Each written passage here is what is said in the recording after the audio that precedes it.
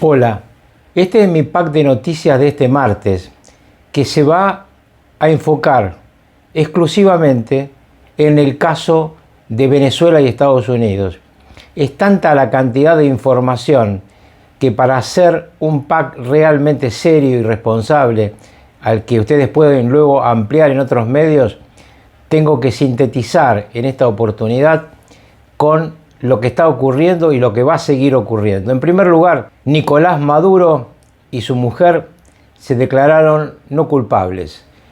El fiscal Jack Clayton, el fiscal a cargo de la acusación, el líder del equipo de fiscales que va durante el periodo que va de acá a marzo a avanzar en la investigación, en los cargos y en el pedido o no de Maduro de ser un imputado colaborador, ha hecho un realmente impresionante cargo de prisión perpetua, pedido de prisión perpetua para Nicolás Maduro, para su mujer, para su hijo Nicolás, para los sobrinos, los famosos narcosobrinos, y apareció en esta acusación también Diosdado Cabello. Como ya he dicho en muchas oportunidades, en Estados Unidos los juicios en ausencia no se pueden hacer. En consecuencia, la acusación sobre Diosdado Cabello, sobre el hijo de Maduro, el famoso Nicolásito, o de los narcosobrinos, dependerá cuando sean aprehendidos los mismos. Sí va a avanzar en el caso de los dos encartados hasta este momento. ¿Qué ocurrió para que Nicolás Maduro terminara en prisión? En primer lugar, su inmensa torpeza de creer que podía resistir un ataque norteamericano y su infantil creencia que iba a haber una invasión, es decir, que iban a llegar miles de soldados norteamericanos a Venezuela y se iba a convertir Venezuela en un Vietnam donde él se sentía un Ho Chi Minh. Realmente nada de eso iba a ocurrir, lo hemos adelantado en este medio desde hace muchos meses. Lo que iba a ocurrir es lo que ocurrió, una estructura típica de alta cirugía con ataques pensados para lugares estratégicos y que comenzó en la noche del día viernes. Es muy importante decirle a todos los televidentes que lo que hicieron las Fuerzas Armadas norteamericanas no es detener a un presidente. Nicolás Maduro no lo es. El presidente de Venezuela es Edmundo González Urrutia.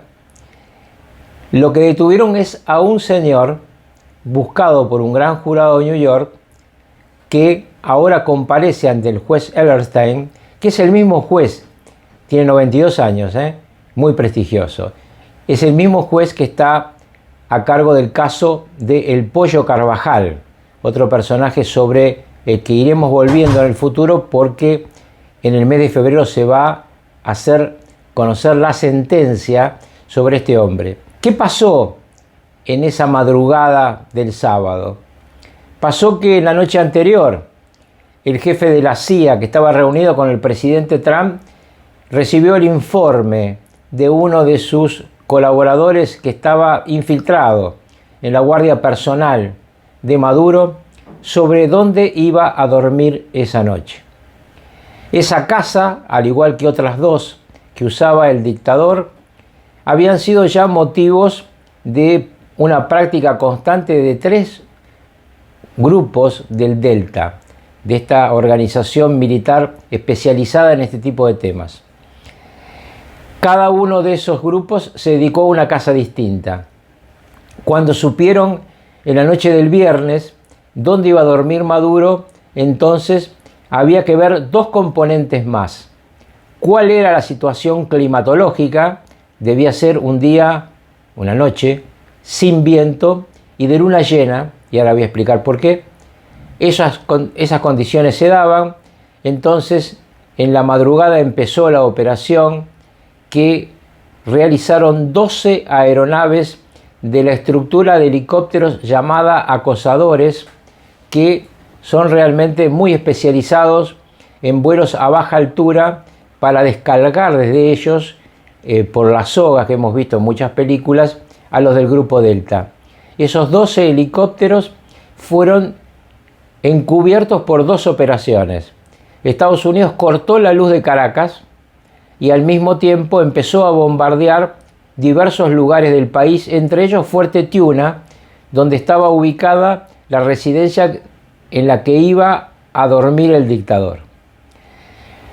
El primer encuentro militar fue de los helicópteros enfrentados por francotiradores del grupo de las Avispas Negras, un grupo que era Guardia Corps en su momento de Fidel Castro y luego siguió siendo guardia personal de los dictadores venezolanos y de los dictadores cubanos. Las Avispas Negras estaban protegidas atrás de paredes y lugares que tenían metal, pero las balas de las ametralladoras de los helicópteros los perforaron con facilidad y murieron los 32 que estaban a cargo de ese primer cordón de seguridad. Ya lo anunció el presidente de Cuba. Luego los Delta entraron al lugar donde estaba Maduro y su mujer. Maduro intentó correr hacia una habitación, un safe room, donde estaba mucho más blindado para tratar de ganar tiempo y que lo vinieran a rescatar, pero no supo abrir la puerta adecuadamente, entonces esta no la pudo cerrar y los Delta entraron, se lo llevaron a él y a la mujer a los helicópteros y de ahí se lo llevaron al Iwo Jima, es decir, a esa estructura parecida a un portaaviones que venimos diciendo desde el comienzo, desde agosto, que era la base táctica de operaciones de esta estructura conocida de combate como Espada del Sur, en lucha contra el narcoterrorismo en todo el continente. Desde allí, la llevada a Nueva York, la entrega a la justicia, previamente al FBI y a la DEA, es decir, pasó del ejército a la estructura civil de seguridad federal de los Estados Unidos y ahora está a cargo del servicio de cárceles de los Estados Unidos dependiendo del juez de la causa. ¿Qué va a pasar de aquí en más con Maduro? Bueno, va a ser un proceso largo que va a llevar años y también otra respuesta que hay que dar a una pregunta que muchos venezolanos me hacen en la calle y que la quiero contestar hoy aquí.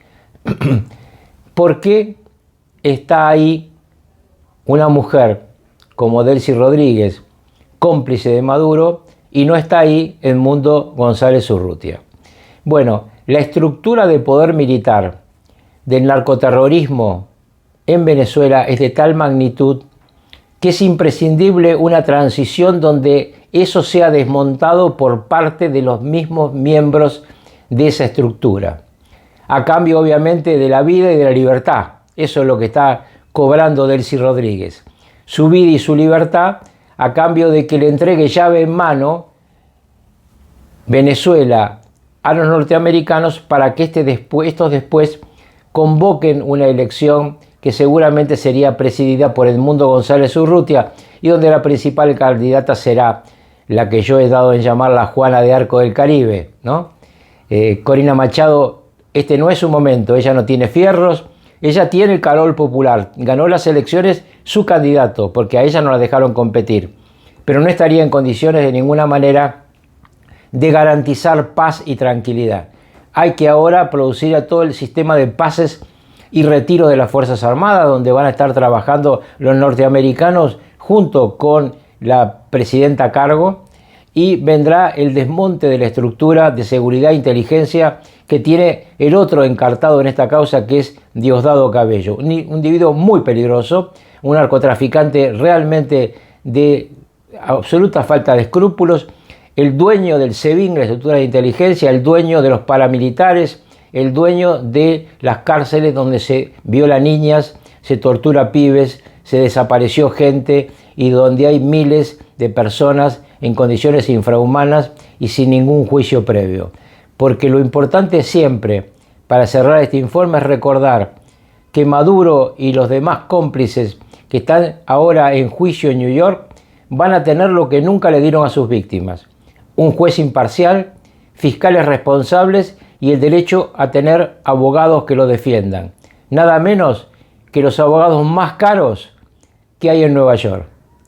¿Quién sabe quién los paga, verdad? Yo tengo la respuesta. Lo paga el pueblo venezolano, expoliado por 20 años por esta basura. Hasta la próxima.